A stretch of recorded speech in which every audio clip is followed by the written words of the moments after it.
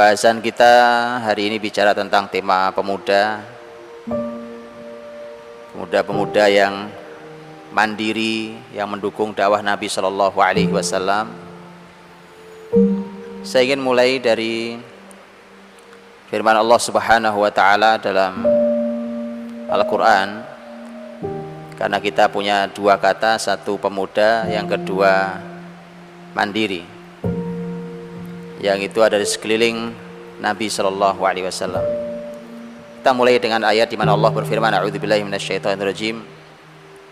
Allahul ladzi khalaqakum min dha'f, thumma ja'ala min ba'di dha'fin quwwah, thumma ja'ala min ba'di quwwatin dha'fan wa shaybah, yakhluqu ma yasha'u wa huwal alimul qadir.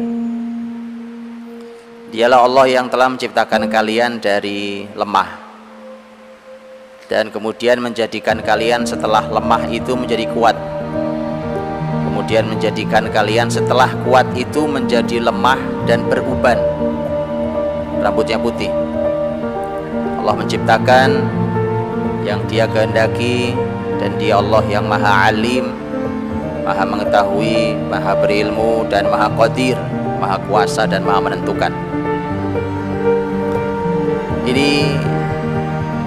Ayat ini menyampaikan pada kita tentang tiga fase kehidupan manusia secara umum.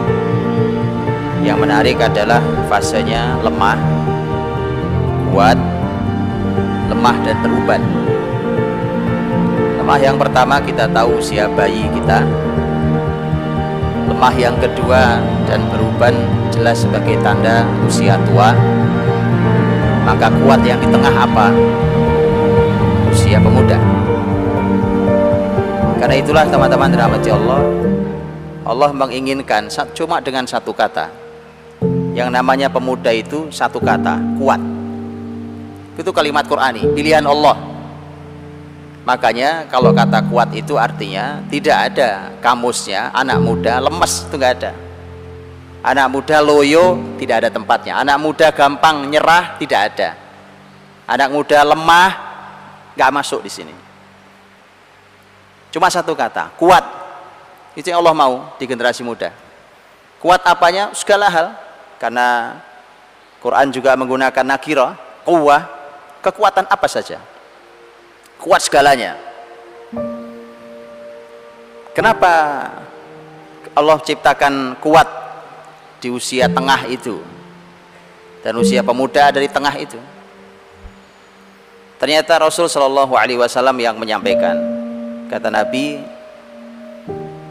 Nasarani asyabab wa khadalani asyuyukh. Saya ini ditolong, dibela oleh para pemuda, dan saya dihinakan, direndahkan oleh kalangan tua. Kalimat Rasul kita. Dan kalimat itu bisa antum cek dalam sejarah Islam, bahwa benar datanya. Bahkan para ulama menyampaikan itu. Imam Ibnu Katsir dalam tafsirnya ketika menafsirkan kata pemuda, fityatun amanu bi rabbihim wa zidnahum huda, juga menyampaikan tentang bahwa dakwah Nabi dikelilingi anak-anak muda. Itu artinya ini tolak ukur yang mudah dijadikan ukuran. Apakah dakwah ini sudah lebih baik? Apakah akan segera hadir kebangkitan Islam? Di mana posisinya kebangkitan Islam itu dimulai? Maka dilihat di mana ada generasi muda yang kuat-kuat mencintai kebaikan, mencintai rumah Allah, maka di situ kebangkitan. Dimulai dari kota itu kebangkitan. Dimulai dari tempat itulah kebangkitan Islam. Karena mereka lah yang dulu mengitari, mengelilingi dakwah Nabi Shallallahu Alaihi Wasallam. Itu adalah para pemuda.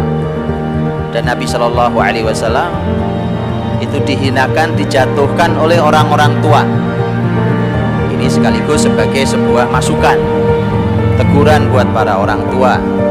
Yang tua semestinya membimbing yang muda, mengayomi yang muda, memberikan pengalamannya, bukan menjatuhkannya.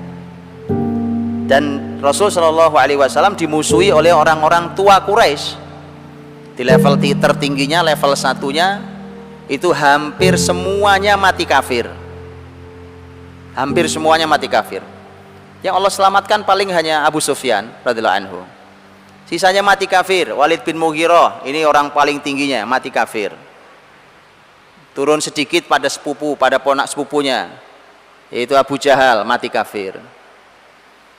Kemudian Abu Lahab mati kafir. Itu level-level tinggi semua, orang-orang yang secara level usia level tua.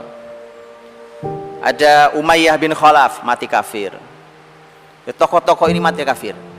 Yang terselamatkan adalah anak-anak mereka, generasi mudanya. Siapa anaknya Walid bin Mughirah? Khalid bin Walid, panglima dengan keahlian yang luar biasa, tak ada duanya. Dalam kajian tentang bagaimana seorang Khalid. Kalau Abu Jahal mati kafir, anaknya beriman. Siapa anak Abu Jahal? Ikrimah radhiyallahu anhu, Ikrimah bin Abi Jahal, beriman, mujahid. Jadi generasi-generasi mudanya selamat, Pak. Yang tuanya mati kafir. Makanya pelajaran juga untuk kita di sini dan siapapun, bahwa kalau mau tobat jangan nunggu tua. Biasanya mati kafir. Beneran ini, Pak. Jangan nunggu tua, karena tua itu susah, Pak. Kita khawatir betul. Mumpung masih muda segera tobat, mumpung masih muda segera hijrah. Jangan nunggu tua. Yang tua dalam sejarah jelas mati kafirnya.